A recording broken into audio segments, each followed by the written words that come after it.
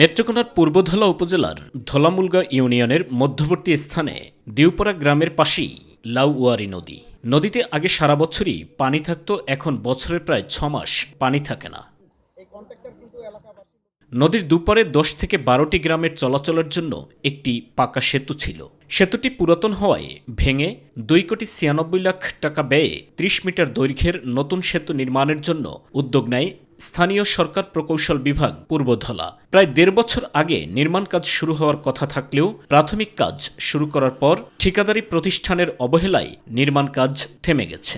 দীর্ঘ সময় চলে গেলেও ঠিকাদার কাজ শেষ না করায় এলাকাবাসীকে পড়তে হয়েছে সীমাহীন দুর্ভোগে। এই কাজটা গুরুত্ব নিতেছ না।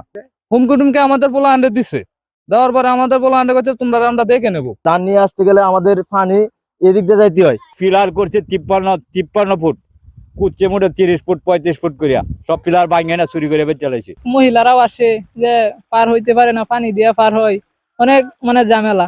কোনো কাজ করবো না, আমাদের ব্রিজের সাথে অনেক ব্রিজের কাজ শেষ হয়ে গেছে, কিন্তু এটা কোনো কার্যক্রম আমরা কোনো অগ্রগতি পাইতেছি না। এদিকে এলাকাবাসীকে হুমকি ও সেতু নির্মাণ কাজ শুরু করতে গাফিলতির বিষয়ে অস্বীকার করেন ঠিকাদার। বহু সমস্যা আছে। আমরা যে কেরিং খরচ লাগছে 40 টাকা করে একটা ধান বেচা, 100 বস্তা সিমেন্ট আনছি, আমার লাগছে 1500 টাকা বেশি লাগছে। নেত্রকোনা স্থানীয় সরকার প্রকৌশল অধিদপ্তরের নির্বাহী প্রকৌশলী জানান, আগামী 10 থেকে 15 দিনের মধ্যে নির্মাণ কাজ শুরু হবে। ঠিকাদারের হুমকির বিষয়ে ব্যবস্থা নেয়ার কথা জানান তিনি। ফাইল করছে এবং আপনার একটা অ্যাপার্টমেন্টের কাজ করছে, করার পরে পানি চলে আসে।